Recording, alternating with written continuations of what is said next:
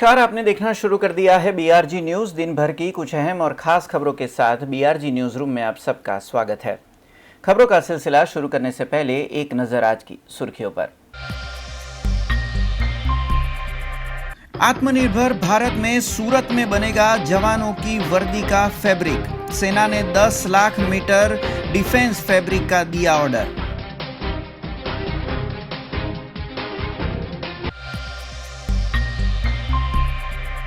बड़ौदा में कोरोना संक्रमण के केसों में धीमा उछाल। 828 आरोग्य टीमें 5 दिनों में डोर टू डोर सर्वे में जुटी।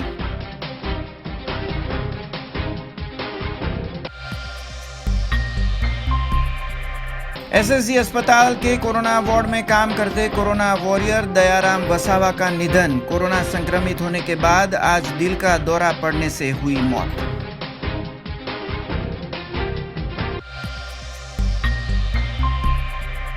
अब देखते हैं खबरें विस्तार से। प्रधानमंत्री नरेंद्र मोदी की आत्मनिर्भर भारत की पहल के तहत अब डिफेंस फैब्रिक सूरत में बनने जा रहा है। भारतीय सेना ने करीबन 10 लाख मीटर डिफेंस फैब्रिक का पहला ऑर्डर भी दे दिया है। प्रधानमंत्री नरेंद्र मोदी के आत्मनिर्भर भारत मंत्र को भारतीय सेना ने भी अपनाया है। देश की पुलिस फोर्स और मिलिट्री के लिए डिफेंस फैब्रिक अब तक चीन, ताइवान और कोरिया से मंगाया जाता था, लेकिन आज़ादी के बाद पहली बार अब ये कपड़ा सूरत में तैयार होगा। सूरत की टेक्सटाइल मिल को सेना से 10 लाख मीटर डिफेंस फैब्रिक तैयार करने का पहला ऑर्डर मिला है। Defence research and development organisation की गाइडलाइन के तहत ये कपड़ा तैयार हो रहा है। हालांकि पुलिस फोर्स मिलिट्री के 50 लाख से अधिक जवानों के लिए हर साल 5 करोड़ मीटर फैब्रिक लगता है। लक्ष्मीपति समूह के एमडी संजय सरावगी ने कहा है कि डीआरडीओ सीआईआर के दक्षिण गुजरात संगठन के पदाधिकारी और सूरत के कपड़ा उद्यमियों की सितंबर से वर्चुअल बैठक चल रही थी। इसमें सूरत की टेक्सटाइल इंडस्ट्री से अनुरोध किया गया था कि वह देश की तीनों सेनाओं सहित विभिन्न सैन्य दलों की जरूरत का कपड़ा तैयार करें। पूरे गुजरात राज्य समेत बड़ौदा में भी अब कोरोना संक्रमित मरीजों की संख्या धीरे धीरे बढ़ रही है। तब पालिका प्रशासन भी सतर्क हो गई है और आरोग्य विभाग की करीबन 826 टीमें डोर टू डोर सर्वे कर रही है। दीपावली त्योहार के बाद बड़ौदा में कोरोना संक्रमण में बढ़ोतरी दर्ज की गई है, जिसको लेकर पालिका प्रशासन सतर्क हुआ है और बड़ौदा में आरोग्य विभाग की 828 टीमें डोर टू डोर सर्वे का काम कर रही है, जिसमें सर्दी और बुखार जैसी बीमारियों से पीड़ित नागरिकों की पुष्टि इस जांच में की जा रही है। जबकि धन्वंतरी रथ के माध्यम से कोरोना से ज़्यादा प्रभावित विस्तारों में रैपिड टेस्ट के जरिए संक्रमितों की पहचान की जा रही है। 5 दिनों में शहर के विभिन्न विस्तारों में डोर टू डोर सर्वेलेंस से कोरोना संक्रमितों की पहचान का कैंपेन चलाया जा रहा है। कल तक धन्वंतरी रथ के माध्यम से करीबन 6,67,687 नागरिकों की जांच पूरी कर ली गई है। कोरोना महामारी की इस दूसरी लहर में नागरिकों को भीड़भाड़ वाली जगहों से बचना जरूरी है। वहीं मास्क, हैंड सैनिटाइजर और सोशल डिस्टेंसिंग का पालन करना भी आज की संक्रमण की परिस्थिति में बेहद जरूरी है। बड़ौदा में आरोग्य विभाग के सर्वे के बारे में आरोग्य समिति के चेयरमैन डॉक्टर राजेश शाह ने ज्यादा जानकारी दी थी। 34 आरोग्य रथ अपना 34 अर्बन हेल्थ सेंटर तो पेरेलली काम કરી જ રહ્યા છે।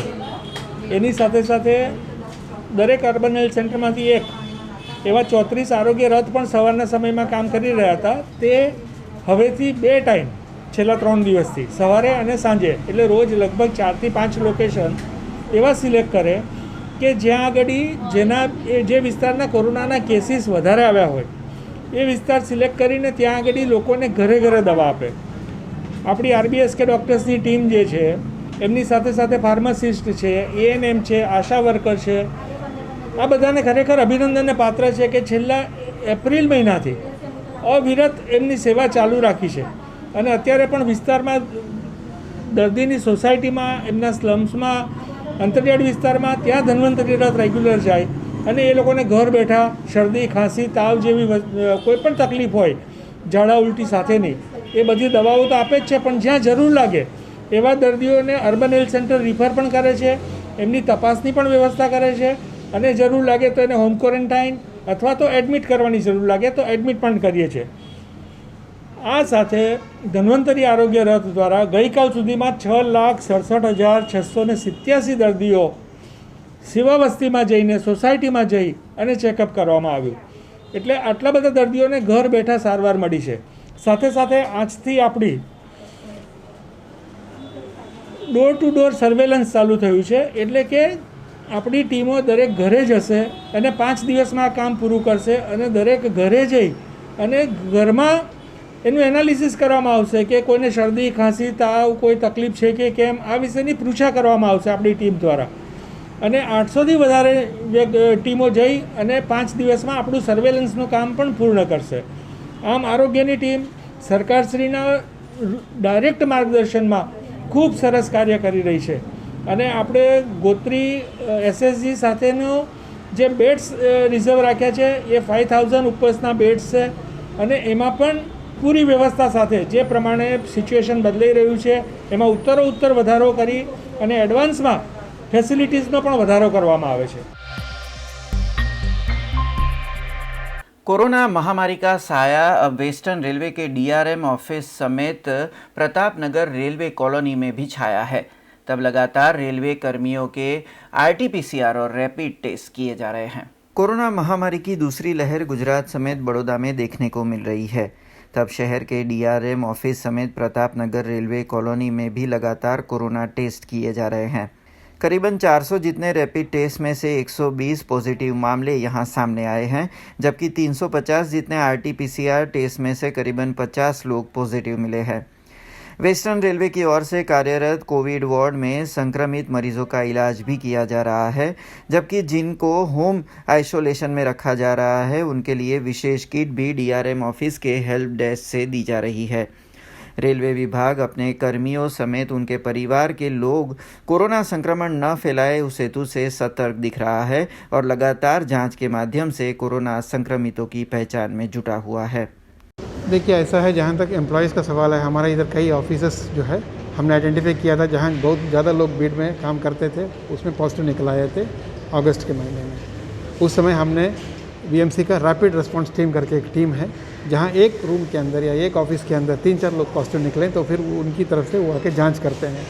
वो आके उन्होंने जांच किया और उसके बाद उन्होंने कुछ रिकमेंडेशंस दिया कि ये रूम में इतने लोग ही रहना चाहिए और इस रूम में वेंटिलेशन का इस तरह से व्यवस्था होनी चाहिए और जो पेशेंट पॉजिटिव है उनका इलाज इस तरह से होनी चाहिए और जो उनके संपर्क में आए हैं, कॉन्टैक्ट में आए हैं, उनका जाँच होनी चाहिए.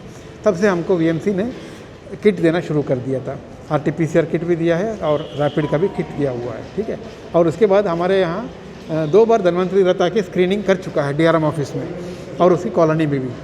तो रेलवे प्रतापनगर की कॉलोनी, यार्ड की कॉलोनी, वहाँ सब जो है धन्वंतरी रथ का 2 राउंड हो चुका है, पूरा स्क्रीनिंग हो चुका है उसमें. ठीक है. और उसमें कोई पॉजिटिव नहीं निकला है. बराबर.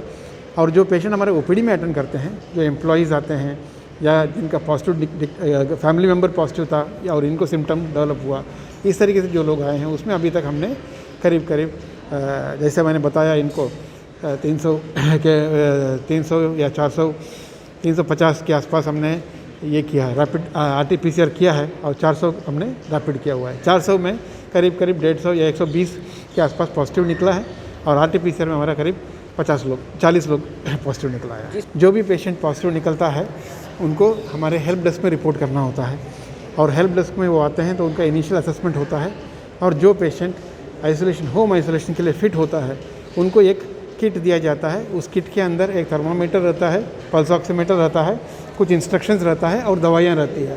तो उनको समझाया जाता है कि क्या क्या एक्टिविटीज़ इनको करना है, कैसे करना है, पल्स ऑक्सीमीटर में कैसे मेजरमेंट देखना है कैसे, और उनको सुबह शाम उसको फ़ोटो लेके हमारे हेल्प डेस्क में भेजना होता है व्हाट्सअप में.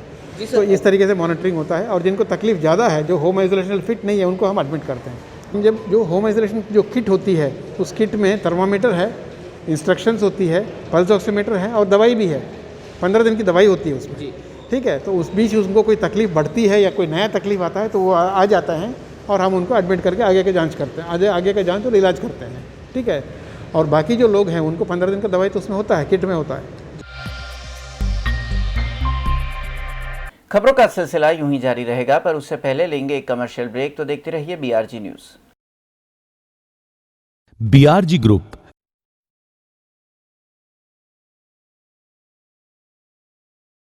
ब्रेक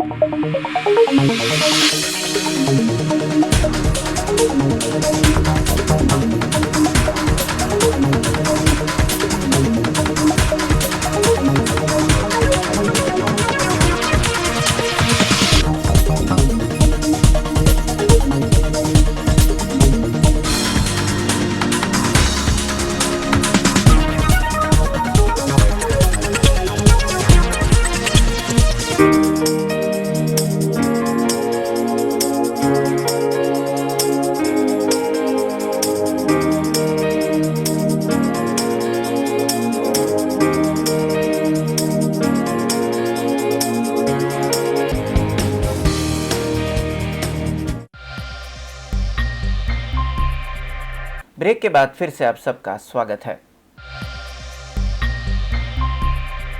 बीते कई महीनों से एसएसजी अस्पताल के कोरोना वार्ड में कोरोना वॉरियर के तौर पर काम कर रहे दयाराम वसावा का आज निधन हो गया। वो बीते 17 दिसंबर को कोरोना पॉजिटिव पाए गए थे, जिसके बाद उनका होम आइसोलेशन में इलाज चल रहा था। आज सुबह अचानक सीने में दर्द की शिकायत हुई और 108 के जरिए उन्हें एसएसजी अस्पताल लाया गया, जहां डॉक्टरों ने उन्हें मृत घोषित किया। एसएसजी अस्पताल के कोरोना वार्ड में बीते कई महीनों से कोरोना वॉरियर्स के रूप में काम करने वाले ब्रदर दयाराम वसावा का आज निधन हो गया।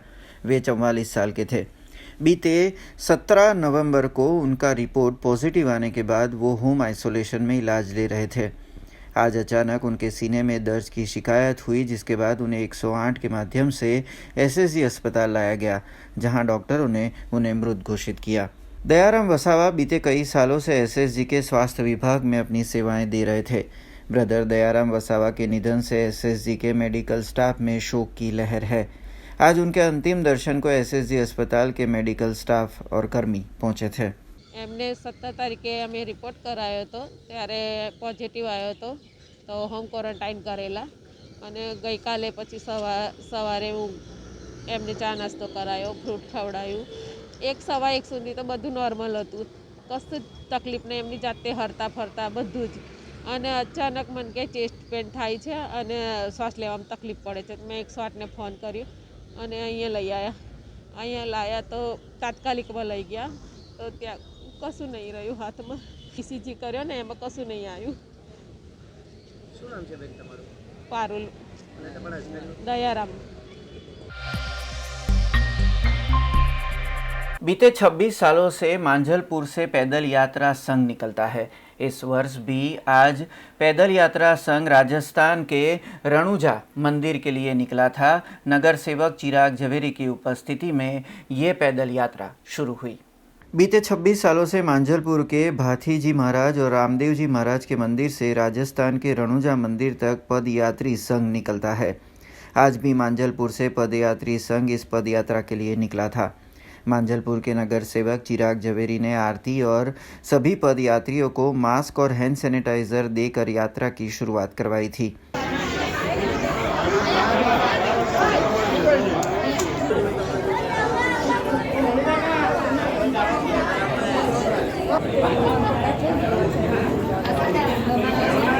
છેલ્લા સતત 26 વર્ષથી માજલપુર ખાતેથી સ્વર્ગસ્થ કંચનભાઈ પરમાર અને અંબાલાલભાઈ પરંપરા પદયાત્રા સંઘ જે માજલપુર ગામથી રાજસ્થાન રણુજા જાય છે, લગભગ 22 દિવસ પગપાળા જાય છે અને ત્યાં જઈને ધજા બદલી અને વડોદરા શહેરના નાગરિકોની સુખાકારી માટે પ્રાર્થના કરતો હોય છે કે સૌ કોઈ જાણે છે કે વડોદરા શહેર ધર્મપ્રેમી નગરજનોની નગરી છે। સૌ કોઈ તહેવારો ખૂબ ધામધૂમથી અને આસ્થા સાથે વડોદરા શહેરમાં ઉજવાતા હોય છે, ત્યારે એમાં પણ વડોદરા શહેરનો સૌથી પવિત્ર વિસ્તાર એટલે માજલપુર, એમાં પણ તમે જોઈ શકો છો કે દરેક તહેવારો ખૂબ ધામધૂમથી ઉજવાય છે અને એના કારણે જ જ્યારે કુદરતી આપત્તિ આવતી હોય છે ત્યારે વડોદરા શહેરમાં એની કોઈ અસર થતી નથી। એ ધરતીકંપ હોય કે ગમે તે હોય, ત્યારે આજે પણ સૌ કોઈ ભાવિ ભક્તો એ ગાડી ઉમટ્યા છે અને સાથે સાથે પ્રાર્થના કરે છે કે અત્યારની જે કોરોના મહામારીની અંદર વડોદરા શહેર સપડાયેલું છે એમાંથી હેમખેમ રૂપે આ વડોદરા શહેરના નાગરિકો બહાર નીકળે। 22 दिनों के इस पैदल यात्रा के बाद संघ रणुजा मंदिर पहुंचेगा। इस वर्ष कोरोना महामारी के नाश की प्रभु प्रार्थना के साथ पदयात्री संघ ने ये कठिन सफर किया है। દર વર્ષે આમ તો અમે માજલપુરથી લગભગ 100-150 માગીએ અને અત્યારે વિશ્વના આખા વિશ્વમાં કોરોના મહામારીને લીધે અમે અમારી પરંપરા જાળવવા માટે અમે લિમિટેડ સંખ્યા લઈએ છીએ કે કારણ કે ત્યાં કોરોના મહામારી છે આખા વિશ્વમાં એટલે અમે લિમિટેડ સંખ્યા કરી છે। આ છેલ્લો અમે 26મું વર્ષ છે। આખા વડોદરા શહેર નહીં આખા ગુજરાતને સુખ શાંતિ મળે એ પ્રાર્થના અમે કરીએ છીએ। દરેકને નાનો મોટો સુખ શાંતિ મળે અને આ વખત તો અમે પ્રાર્થના એવી કરી છે કે માજલપુર વડોદરા નહીં પણ આખા વિશ્વમાં કોરોના ભાગી જાય એવી અમે રામદેવપીરને પ્રાર્થના કરવા જઈએ છીએ।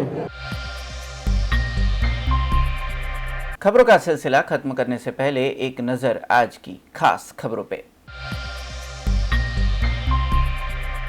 आत्मनिर्भर भारत में सूरत में बनेगा जवानों की वर्दी का फैब्रिक। सेना ने 10 लाख मीटर डिफेंस फैब्रिक का दिया ऑर्डर।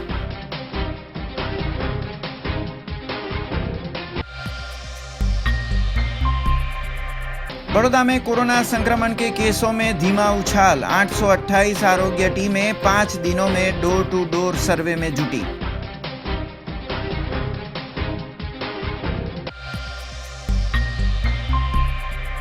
एसएसजी अस्पताल के कोरोना वार्ड में काम करते कोरोना वॉरियर दयाराम वसावा का निधन। कोरोना संक्रमित होने के बाद आज दिल का दौरा पड़ने से हुई मौत।